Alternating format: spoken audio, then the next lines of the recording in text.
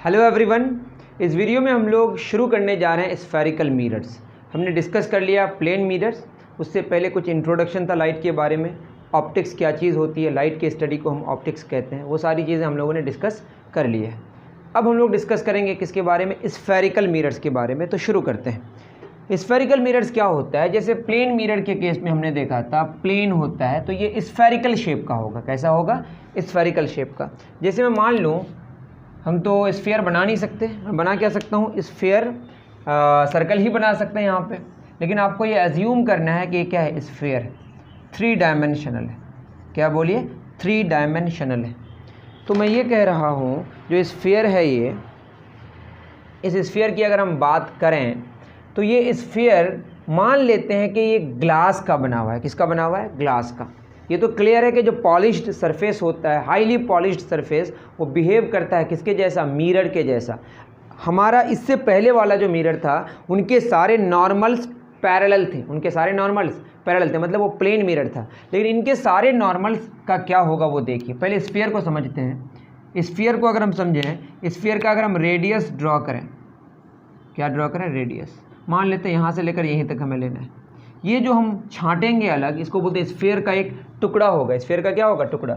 ये उसका रेडियस है। रेडियस यहाँ पे कितना एंगल बना रहा है? 90। यहाँ पे कितना? 90। यहाँ पे कितना? 90। तो ये जो हमारा छांटना होगा, मान लेते हैं यहाँ से यहाँ तक हम लेंगे और एक तरफ हम क्या कर देंगे? सिल्वर कोट कर देंगे। क्या कर देंगे? Silver coat. इधर से अगर सिल्वर कोट करें तो ये वाला हमारा क्या होगा? Reflecting surface. तो जहाँ से लेकर जहाँ तक रिफ्लेक्टिंग सरफेस हमें लेना है उसको हम बोलते हैं एपर्चर। क्या बोलते हैं? एपर्चर। और ये रेडियस है। रेडियस हमेशा किसी भी पॉइंट में सर्कल या स्फीयर का कितना एंगल बनाता है? 90 डिग्री। दैट इज रेडियस हमेशा नॉर्मल होता है सर्कल या स्फीयर के किसी भी पॉइंट पे। दैट इज जितने सारे नॉर्मल्स हैं वो जहाँ पे आके मुलाकात करेगा वो तो सेंटर ही होगा ना। इसको हम बोलते हैं सेंटर ऑफ कर्वेचर। क्या बोलते हैं? बोलिए। Centre of curvature. तो ये बहुत ही बेसिक बातें हैं। ये पूरा स्फीयर मान लेते हैं ग्लास का बना हुआ है और ये मान लेते हैं कि यहाँ पे खोखला है, अंदर खाली है। और हम बाहर की तरफ क्या किए? बाहर की तरफ हमने क्या किया? अगर सिल्वर कोट किया तो अंदर की तरफ रिफ्लेक्टिंग सरफेस होगा, और अंदर की तरफ सिल्वर कोट किया तो बाहर की तरफ क्या होगा? रिफ्लेक्टिंग सरफेस होगा। एक का नाम होगा कॉनकेव मिरर, एक का नाम होगा कॉन्वेक्स मिरर। बात समझ आ रही है? या तो आप ऐसे भी पॉलिश कर सकते हैं, लेकिन हम लोग ज़्यादातर केसेस में क्या करते हैं कि स्फेरिकल वो लेते हैं। क्या लेते हैं? खोखला स्फेरिकल, अंदर खाली है, ग्लास लेते हैं और उसको छांट लेते हैं अलग से। ठीक है। अगर बाहर की तरफ सिल्वर कोट करेंगे तो कॉनकेव मिरर होगा, अंदर की तरफ सिल्वर कोट करेंगे तो कॉन्वेक्स मिरर होगा। इसमें जो रेडियस ऑफ कर्वेचर्स हैं वो सारे के सारे कहाँ पे आके मुलाकात करता है? सेंटर ऑफ कर्वेचर में। वहाँ पे सारे के सारे क्या थे? पैरेलल थे, वो नॉर्मल थे। ये भी नॉर्मल है, बट यहाँ पे जो नॉर्मल है वो रेडियस है। मेरी बात समझ पा रहे हैं? उसका रेडियस आप बोल सकते हैं कि वो इन्फिनिटी है। तो ये बात है छोटी छोटी, बहुत ज़्यादा टफ तो नहीं होगा। देखिए अब बात क्या है कि अगर हम स्फीयर का एक टुकड़ा काट लें, ठीक है, काट लेंगे तो ये क्या होगा? इसका एक स्फीयर ये बनता, ये लगेगा आपको सर्कल का टुकड़ा, लेकिन है किसका टुकड़ा? स्फीयर का। तो इसका कहीं सेंटर तो होगा ना। इसको बोलते हैं हम लोग centre of curvature. Centre of curvature. मान लेते हैं कि हमने बाहर की तरफ क्या किया? सिल्वर कोट कर दिया। क्योंकि अगर हम ग्लास रख देंगे तो ट्रांसपेरेंट हो जाएगा ना। ग्लास क्यों लेते हैं? जिससे वो जो सिल्वर कोट करेंगे उसको सेफ्टी मेज़र देगा। समझ रहे हैं? और यहाँ से इसको कहीं भी मिला देंगे तो ये क्या देगा? R. R stands for radius. Radius of curvature. अब क्या होता है, आप चाहें तो कहीं से भी इसको मिला सकते हैं। ठीक है। इसको अगर हम आगे बढ़ा दें, है ना, एक एक्सिस जिसको हम फॉलो करेंगे, जिसको हम जिसके रिस्पेक्ट में चीज़ें हम लेंगे, ये कहलाता है प्रिंसिपल एक्सिस। कौन सा एक्सिस? Principal axis. ज़्यादातर केस में प्रिंसिपल एक्सिस मिरर के बीचों बीच गुजरता है, तो इसको हम क्या बोलते हैं? ज़्यादातर केस में होता है, आपकी बुक में तो लिखा हुआ यही पोल है, एकदम बीच में होता है, बट होना कोई ज़रूरी नहीं है। तो सेंटर ऑफ कर्वेचर और पोल को मिला के जो हम एक्सिस तैयार करते हैं उसको हम बोलते हैं प्रिंसिपल एक्सिस। और ये जो हमारा दिख रहा है, जो रिफ्लेक्टिंग सरफेस है पूरा यहाँ से लेकर यहाँ तक, ये हमारा कहलाता है एपर्चर। क्या कहलाता है? बोलिए। एपर्चर। एपर्चर का अलग रेडियस होगा और मिरर का अलग रेडियस होगा। और तो इसमें कुछ है नहीं। अब इसमें एक आएगा प्रिंसिपल फोकस, वो डिस्कस करेंगे हम लोग थ्योरी में। ओके, तो ये बात है, इसको हम बोलते हैं कॉनकेव मिरर। जो मिरर अभी बना हुआ है बोर्ड में वो कौन सा मिरर है? Concave mirror. और यहीं पे अगर हम क्या करें, यही वाला सेम अगर अंदर की तरफ कर दें सिल्वर कोट, तो इधर से लाइट आएगी, तो ये होगा हमारा कॉन्वेक्स मिरर। कौन सा मिरर? तो दो तरह के स्फेरिकल मिरर्स होंगे। क्या क्या? Concave mirror, convex mirror. Concave mirror में रिफ्लेक्टिंग सरफेस ये वाला है और कॉन्वेक्स मिरर में रिफ्लेक्टिंग सरफेस ये वाला है। मेरी बात समझ आ रही है? तो इसको डिटेल डिस्कस करते हैं। बेसिकली हमको समझना पड़ेगा प्रिंसिपल फोकस को, बट प्रिंसिपल फोकस को समझने से पहले बहुत सारी बातें मुझे डिस्कस करनी है। ओके, चलिए, ये बात तो आप समझ गए। देखिए, आपको लॉज ऑफ रिफ्लेक्शन तो पता होगा ही, उसकी ज़रूरत यहाँ पड़ेगी। मैं सबसे पहले कौन सा मिरर ले रहा हूँ? कॉन्वेक्स मिरर ही ले रहा हूँ। ठीक है, इसका हम क्या ले लेंगे? इसका एक सेंटर होगा, इसको बोलते हैं हम लोग सेंटर ऑफ कर्वेचर। इसके बीचों बीच हम ले लिए, और ये जो हमारा हुआ this is called principal axis. कौन सा एक्सिस? Principal axis. ओके, और ये जो गुजर रहा है जिस इसको बोलते हैं पोल। ठीक, अभी हम जो लाइट लेंगे वो इन्फिनिटी से आती हुई मानेंगे। जो ऑब्जेक्ट है वो कहाँ पे? इन्फिनिटी में। जब ऑब्जेक्ट इन्फिनिटी में होगा, जब ऑब्जेक्ट इन्फिनिटी में होगा तो लाइट कहाँ से आएगी? इन्फिनिटी से आएगी। और इन्फिनिटी से जो लाइट आती है उसको कैसे दिखाते हैं? पैरेलल रेज से। किससे? मानते हैं कि एक ये हमारा रे है, ठीक है, और भी रेज हो सकते हैं, मान लेते हैं ये है, और एक ये भी ले लेते हैं, 3 रेज है। ठीक है, अभी जो तीनों रेज हैं वो कहाँ से आ रही है मिलके? तो बोलेंगे इन्फिनिटी से मिलके आ रही है, क्योंकि ये कभी मुलाकात नहीं करेगी। बात समझ आ रही है? खुद देखिए कहाँ से जो इंसिडेंट रेज जहाँ से मुलाकात करके आती है, जहाँ से मीट करके आती है वो ऑब्जेक्ट होता है। ये कहाँ मीट करेगी? इन्फिनिटी में। मतलब ये ऑब्जेक्ट कहाँ पे रखा हुआ? इन्फिनिटी में। रिलेटिवली होता है इन्फिनाइट, बहुत ऐसा नहीं कि इन्फिनाइट होता है, बहुत दूर अगर होगा इसके रिस्पेक्ट में, इसके साइज़ के रिस्पेक्ट में, तो हम उसको क्या मान लेंगे? इन्फिनिटी। क्या मान लेंगे? इन्फिनिटी। चलिए जो भी हो, इन्फिनिटी में है। कहाँ पे? इन्फिनिटी में। सारी बातें मैंने कर ली है। अब क्या होगा कि यहाँ पे हमें नॉर्मल चाहिए होगा, तो ये वाला पॉइंट और ये सी मिला दें तो ये क्या होगा? रेडियस। और रेडियस हमेशा किसी भी पॉइंट में कितना एंगल बनाती है? 90 डिग्री। मतलब ये नॉर्मल हो गया, this is basically a normal. और ये एंगल मान लेते हैं कितना बना रहा है? एक्स। कितना बना रहा है? एक्स। तो ये भी एंगल कितना बनाएगा? जो रिफ्लेक्टेड रे है नॉर्मल के साथ, वो भी एंगल कितना बनाएगा? एक्स। ठीक है, ये भी एंगल हमारा कितना बना है? एक्स। तो इंसिडेंट रेज से क्या बनती है? ऑब्जेक्ट जो कि इन्फिनिटी में है, और रिफ्लेक्टेड रेज की मुलाकात से बनता है इमेज। अब ये जा रहा है, देखिए सी से पी में मिलाएंगे, रेडियस होगा, तो ये तो ऑलरेडी नॉर्मल है, तो ये वापस आ जाएगा। नॉर्मल जो रेज होती हैं इंसिडेंट रेज, वो वापस नॉर्मली आ जाती है रिफ्लेक्ट होके। अब ये वाला लेते हैं, ठीक है, यहाँ पे भी मुझे क्या ड्रॉ करना पड़ेगा? नॉर्मल। रेडियस क्या होता है बोलिए? नॉर्मल। और ये एंगल मान लेते हैं वाई बना रहा है, तो जो रिफ्लेक्टेड रे है वो भी एंगल कितना बनाएगा? वाई। ये सारों की मुलाकात कहाँ होती है? एक पॉइंट में होती है। इसका नाम मैंने कुछ दे दिया, मान लेते बी है, कुछ भी है ना। अभी ये फोकस नहीं है, फोकस होने के लिए कुछ कंडीशंस हैं जो हम लोग जानेंगे। तो ये बात तो आप समझ गए किस तरीके से हम क्या करते हैं। इन्फिनिटी वाला जो ऑब्जेक्ट था उसका इमेज कहाँ पे बना? पी और सी के कहीं बीच में बना। अब एग्जैक्टली बीच में बना या कहाँ बना, इसको समझने के लिए थोड़ा सा और हम लोग आगे जानेंगे। ये आप नोट डाउन कर लें। ओके, आप अभी इतना माने कि अगर ये aperture is small, if aperture is very small, then ये जो रेज है ना, इन रेज को हम बोलेंगे then raise are paraxial raise. कौन सा रेज? Paraxial raise. अदरवाइज अगर ऐसा ना हो, अदरवाइज मार्जिनल रेज। ठीक है, मैं क्या कह रहा हूँ कि अगर एपर्चर बहुत छोटा होगा तो उसके जो एंगल्स हैं वो बहुत छोटे छोटे होंगे। एपर्चर छोटा होने से क्या होगा? ये इम्प्लाई करता है एंगल्स आर स्मॉल। जब एंगल स्मॉल होंगे तब जो रेज यहाँ पे होंगे, इन रेज को हम बोलते हैं पैराक्सियल रेज। कौन सा रेज? और अगर ऐसा नहीं है, एपर्चर बड़ा है, तब एंगल्स बड़े होंगे, तब उसको बोलते हैं मार्जिनल रेज। कौन सा रेज? और अगर ऐसा हो जाए पैराक्सियल रेज हो, तब ये जो बी है ना, B will be principal focus. B क्या होगा? Principal focus. अब प्रिंसिपल फोकस के लिए क्या सिंबल इस्तेमाल करेंगे? F। और F और P के बीच का जो डिस्टेंस होगा इसको बोलेंगे फोकल लेंथ, जो डिस्कस करने वाले हैं। तो मैं क्या कह रहा हूँ, एपर्चर अगर बहुत छोटा होगा तो जो एंगल्स इन्वॉल्व यहाँ पे होंगे वो छोटे होंगे, और उस केस में जो P और C के बीच जो हमने पॉइंट लिया B, वो B प्रिंसिपल फोकस को बताएगा। और प्रिंसिपल फोकस के लिए क्या सिंबल इस्तेमाल करते हैं? F। और F और P के बीच का जो डिस्टेंस है उसको हम फोकल लेंथ कहते हैं, जो डिस्कस करेंगे। ओके, अभी हम बस कॉन्केव मिरर ही डिस्कस कर रहे हैं, फिर कॉन्वेक्स मिरर भी हो सके तो डिस्कस कर लेंगे, जिससे आपका कॉन्सेप्ट ज़्यादा क्लियर हो जाएगा। ये तो आप समझ गए कैसे हम बनाते हैं। ये कौन सा मिरर है? Concave mirror. अब इसको थोड़ा सा बड़ा ही बनाते हैं, ज़्यादा समझ आएगा आपको। ये कौन सा मिरर है? जूम करके बना, हो सकता है छोटा हो। कैसे करके बना रहे हैं? जूम करके। ओके, अब मान लेते हैं यहाँ पे सेंटर ऑफ कर्वेचर है। ये कौन सा एक्सिस है? Principal axis. ओके, और ये जो मीट करके जा रहा है इसको क्या बोलते हैं? पोल।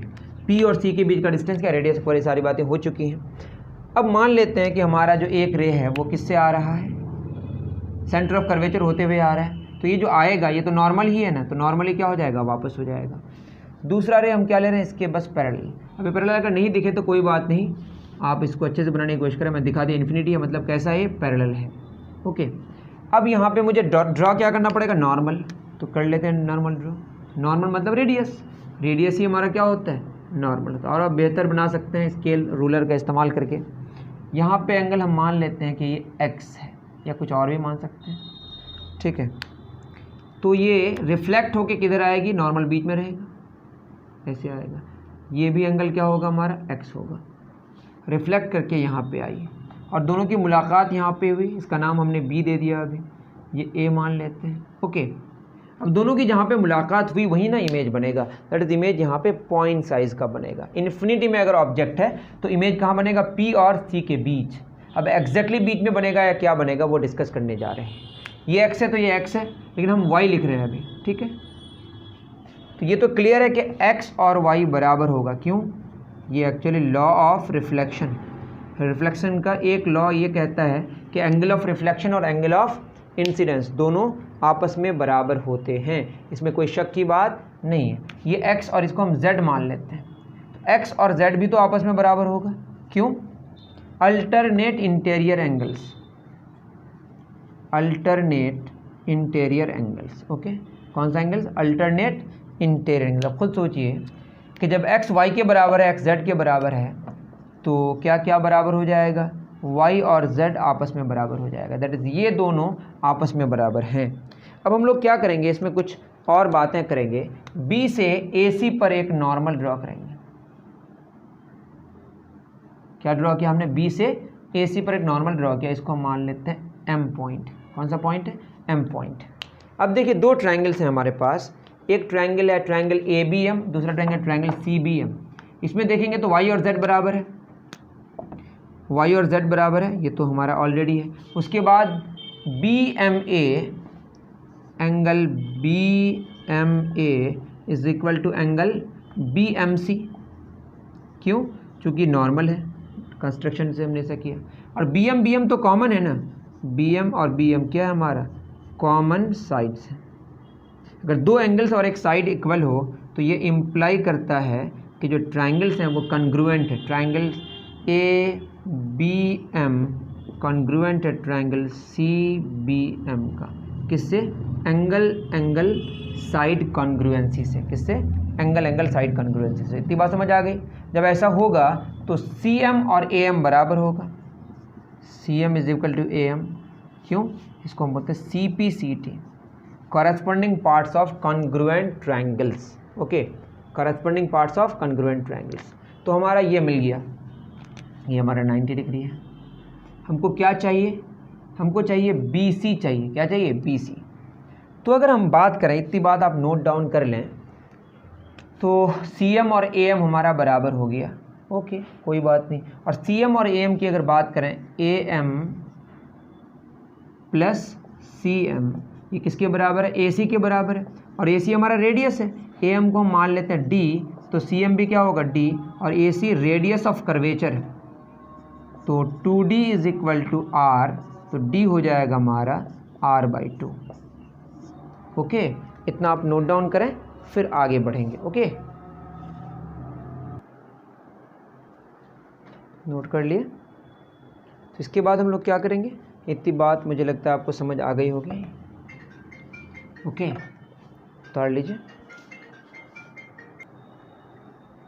ठीक है, तो बात ये है D बराबर क्या हो गया, R/2। तो अगर हम बात करें सेक Z की, किसकी, मान लेते मैं सेक Z लूँ, क्या लूँ, सेक Z क्या हो जाएगा, सेक क्या होता है, कॉस क्या होता है बताइए, कॉस होता है बेस बाई हाइपोटेन्यूज, इसका रेसिप्रोकल है हाइपोटेन्यूज बाई बेस। तो 90 डिग्री का जो ऑपोजिट होता है उसको हम हाइपोटेन्यूज बोलते हैं, ये होगा BC बटे हाइपोटेन्यूज बटे बेस। तो बेस कौन होगा, Z के से सटा हुआ कौन होगा, CM। इतना समझ रहे हैं आप। तो sec Z BC is equal to क्या हो गया, CM सेक Z। तो CM है कितना हमारा, CM तो D है, और D कितना है, R/2। तो हम बोल सकते हैं जो BC है वो आया R/2 सेक Z। ये तो क्लियर हो गया कि BC कितना आया, R/2 सेक Z। तो BC आया हमारा R/2 सेक Z। अब हमारा बचा क्या, BP, क्या बचा, BP। तो BP क्या होगा, ये तो PC पूरा रेडियस है, तो PC से हम हटाएंगे क्या, BP। तो PC से अगर BP हटा दें, PC से अगर BC हटा दें, BP निकालना है ना, तो PC से क्या हटा देंगे, BC, और PC हमारा पूरा रेडियस है, और BC कितना है, R/2 सेक Z। और Z ही किसके बराबर है, Y किसके बराबर है, X के बराबर, ये तो पता ही है। ठीक है ना, अरे ये X Y Z तीनों तो बराबर ही है, X बराबर क्या है Y बराबर क्या है Z, ये तीनों बराबर है। तो हम X भी लिख सकते हैं और कुछ भी, मतलब एंगल ऑफ इंसिडेंस का इस्तेमाल यहाँ पे हम कर सकते हैं, कोई बड़ी बात नहीं है। तो BP कितना हो गया हमारा, R-R/2 सेक Z। इससे पता चला ये R/2 सेक Z है, ये जो बच गया वो कितना हो गया, R-R/2 सेक Z। क्लियर है, तो ये आप नोट डाउन कर लें। तो BP और CB बराबर नहीं है, एक है R-R/2 सेक Z, और एक कितना है, R/2 सेक Z, या X भी लिख सकते हैं आप, क्योंकि सब तो इक्वल ही है ना। अब देखिए, मैं अगर सेक की बात करूं, कॉस का वैल्यू 1 से छोटा या इक्वल होता है, ये तो पता है ना आपको।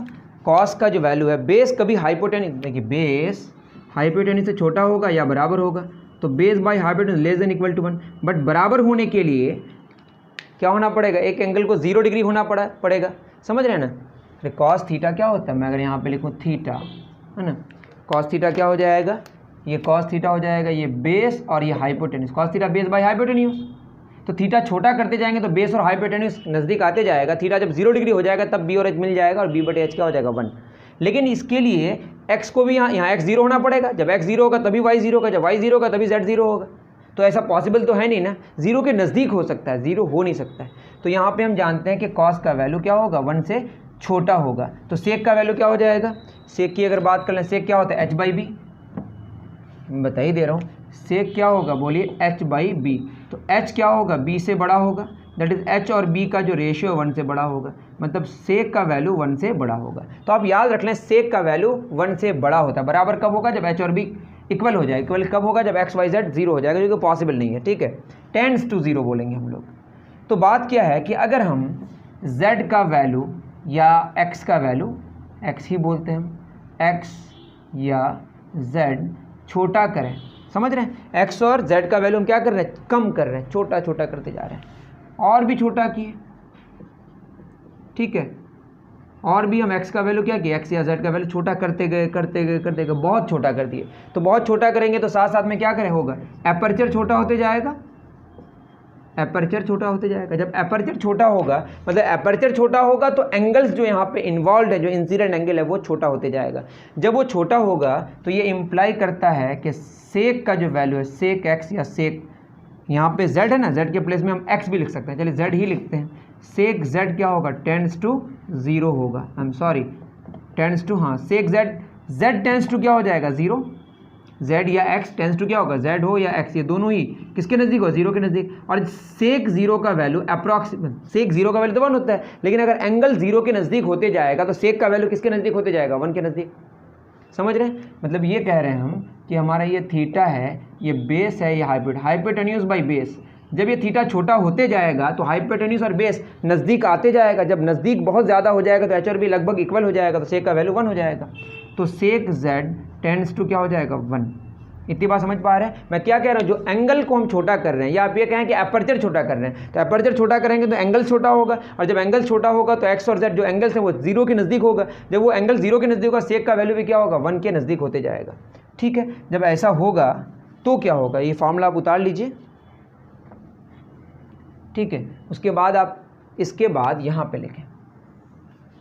ठीक है, तब ये होगा, ये इम्प्लाई कर रहा है कि जो BC है वो होगा r/2 सेक, ये अप्रॉक्सीमेटली क्या हो जाएगा, BC r/2 सेक क्या हो 0 डिग्री, और ये हो जाएगा r सेक 0 का वैल्यू कितना होता है 1, दैट इज़ BC हो गया r/2। समझे, ये कब होगा, जब एपर्चर बहुत छोटा होगा, और जब एपर्चर बहुत छोटा होगा तो जो रेज होंगे वो कैसे रेज होंगे, पैरेक्सियल रेज। उसी तरह से BP क्या हो जाएगा, BP हो जाएगा हमारा PC माइनस BC। PC कितना है R और BC कितना है r/2, अब आया कितना है r/2। मेरी बात समझ आ रही है। तो BC r/2 आया और BP कितना आया, r/2 आया। कब, जब रेज हम कैसा लेंगे, पैरेक्सियल। इस सिचुएशन में, ये जो हमारा सिचुएशन है, ये सिचुएशन में जो हमारा B है, B को हम क्या बोलेंगे, B को ही हम F बोलेंगे, जहाँ पे F हमने बता दिया क्या है, प्रिंसिपल फोकस। क्या है ये, प्रिंसिपल फोकस। तो कब प्रिंसिपल फोकस होगा, जब अपर्चर छोटा लेंगे पैरेक्सियल रेज के लिए। किसके लिए, ये तो हो गया बहुत ही डिफिकल्ट बात आपके लिए, हो सकता है ऐसा, लेकिन जो इंपॉर्टेंट बात आपकी किताब में इस तरह की बातें नहीं दी हुई, लेकिन आपको बात बेसिकली समझनी है, यही है बेसिकली बात। ठीक है, अब देखिए सेक का वैल्यू 1 से बड़ा होता है, सेक का वैल्यू एक्चुअल में देख लेते हैं, सेक का वैल्यू जो 1 से बड़ा होता है तो r/2 इंटू 1 से बड़ा, तो ये r/2 से बड़ा होगा, ये क्या होगा r/2 से बड़ा। दैट इज़ हम क्या कह रहे हैं, सेक का वैल्यू, हम कह रहे हैं सेक x का वैल्यू 1 से बड़ा है। तो किसी भी नंबर को यहाँ पे r/2 गुना करेंगे तो क्या हो जाएगा, तो r/2 सेक x या सेक z किससे बड़ा होगा, 1 इंटू r/2 से, r/2 से बड़ा होगा। That is r/2 sec x r/2 से बड़ा है, मतलब r/2 सेक z ये किससे बड़ा है, r/2 से बड़ा है। तो इसको क्या होना पड़ेगा, r/2 से छोटा होना पड़ेगा। मतलब ये कह रहे हैं कि जैसे हमारे पास एक ये 10 है पूरा, तो इसका बीच में यहाँ 5 होगा, ये 5 होगा, 10/2 कितना होगा 5। अगर ये 5 से बड़ा है, मतलब इसको 6 लें तो इसको 4 लेना पड़ेगा ना। मेरी बात समझ आ रही है। तो ये r/2 से बड़ा है, ये r/2 से छोटा है। मतलब r/2 से छोटा होने का मतलब क्या है कि b बीच में नहीं है, b p के ज़्यादा नज़दीक है। इस बात को आप लिख सकते हैं कॉपी में, जो b है वो p के ज़्यादा नज़दीक है, जो b है वो p के ज़्यादा नज़दीक है। लेकिन जब हम पैरेक्सियल रेज की बात करते हैं तो जो b है हम एग्जैक्टली बीच में मानते हैं। देखिए कितना आया, r/2 आया। ठीक है, तो ये बात आप समझ गए, उतार लीजिए। चलिए, अब जो ये BF हो गया तो हम बोलेंगे PF और FC बराबर हो गया, जिसको हम क्या बोलेंगे, फोकल लेंथ। और रेडियस ऑफ कर्वेचर क्या होगा, ये हो जाएगा हमारा PB प्लस BC। अब B तो नहीं बोलेंगे, B को ही हम क्या बोलेंगे, BF हो जाएगा। अब PF प्लस BF, और ये हमारा क्या है, PC है। तो ये R बराबर F प्लस F, तो R बराबर क्या हो गया 2F। यहाँ हम क्या बोलेंगे, F बराबर क्या आ जाएगा, r/2। तो ये तो हो गया बहुत ही मुश्किल से प्रूफ, लेकिन आपकी किताब में इतना मुश्किल नहीं है। ये बस बात किसकी हो रही है, कॉनकेव मिरर की। फिर बात किसकी करनी पड़ेगी हमें, कॉन्वेक्स मिरर की। ओके, नहीं समझ आए तो मुझे आप कमेंट करके बता सकते हैं अगर ये बहुत डिफ़िकल्ट लगा तो। इसके लिए ट्रिगोनोमेट्री भी आपको आनी पड़ेगी, ठीक है ना। ये हो गया बहुत ही मुश्किल से, अब मैं आसानी से करके दे रहा हूँ। ये सारी बातें अगर आप समझ गए तो बहुत अच्छी बात है, नहीं समझे तब भी आपका पियर्सन हो ही जाएगा। ठीक है, देखिए मान लेते हैं कि हमारे पास ये, उसे बड़ा बना दिया मैंने, छोटा ही बनाते हैं। अब एपर्चर छोटा ले रहे हैं। अभी हम जो बात करेंगे किसके लिए बात करेंगे, पैरेक्सियल रेज के लिए। छोटा है लेकिन जूम करके बना रहे हैं। कौन सा रेज, पैरेक्सियल रेज। इससे पहले जो पूरा का पूरा प्रूफ किया शुरू में, वो क्या है, मार्जिनल रेज के लिए। एक्चुअल में जो B होगा वो कहाँ होगा, P के ज़्यादा नज़दीक होगा, एग्जैक्ट सेंटर में नहीं होगा। लेकिन जब फोकस की बात करेंगे तो मान लेना पड़ेगा। तो ये हमारा मान लेते हैं सेंटर ऑफ कर्वेचर है ना, और ये हमारी लाइट आ रही है, आने दीजिए फिर इसको, और दूसरी ऐसे आ रही है। ठीक है। अब यहाँ पे हमारा पोल है, ये इन्फिनिटी टकरा के कहाँ आएगी, ये यहाँ से मिला देंगे तो क्या बनेगा हमारा, ये नॉर्मल है, ठीक है। ये एंगल मान लेते हैं x बना, उसके बाद क्या हो जाएगा, वापस आएगा तो ब्लू कलर ही लेते हैं, ठीक।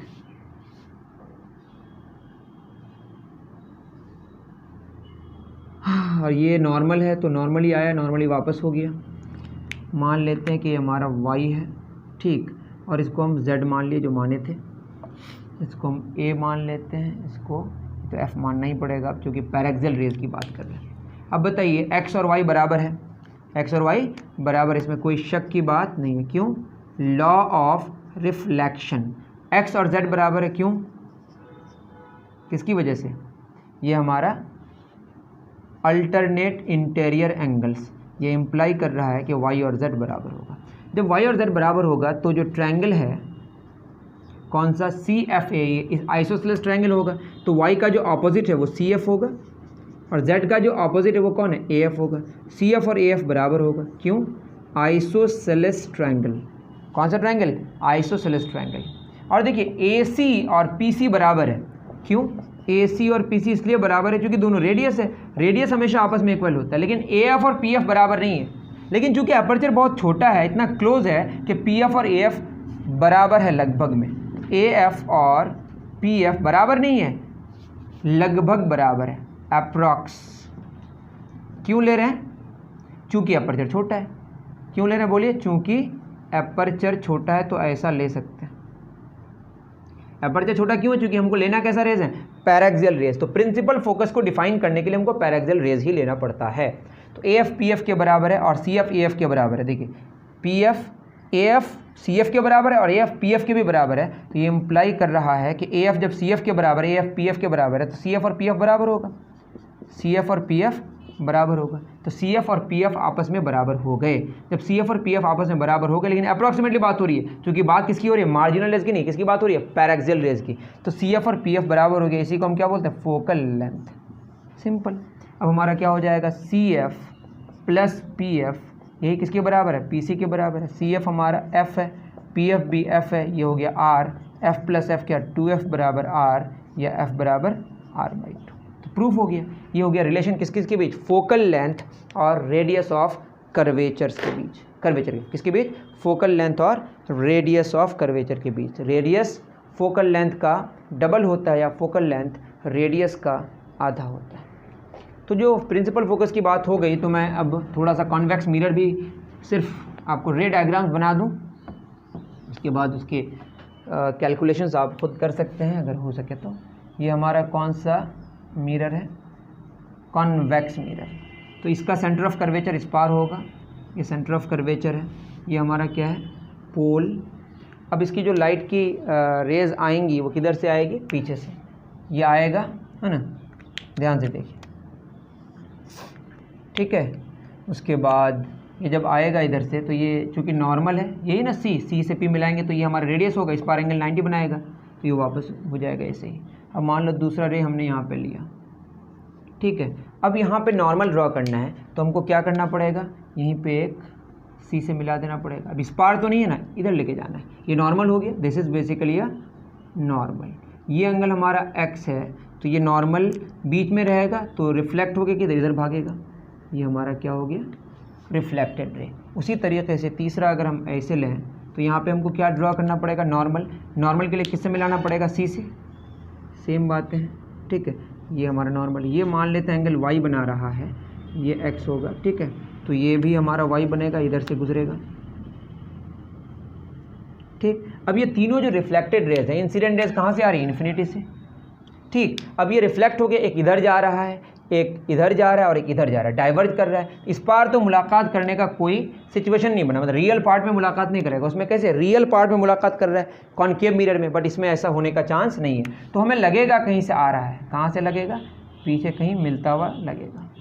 तो जहाँ से मिलता हुआ लगेगा, और अगर ये पैरेक्सियल रेज हैं, अगर ये पैरेक्सियल रेज हैं तो इसको हम B मान लेते हैं। क्या मान लेते हैं, इफ़ रेज आर क्या, वही सेम बात, paraxial then B will be F, और एफ क्या है, प्रिंसिपल फोकस। और अगर प्रिंसिपल फोकस होगा तो क्या होगा, एग्जैक्टली बीच में होगा, एक्चुअल में पी से ज़्यादा नज़दीक होगा, लेकिन अगर प्रिंसिपल फोकस की बात करेंगे तो एग्जैक्टली कहाँ पे, बीच में होगा।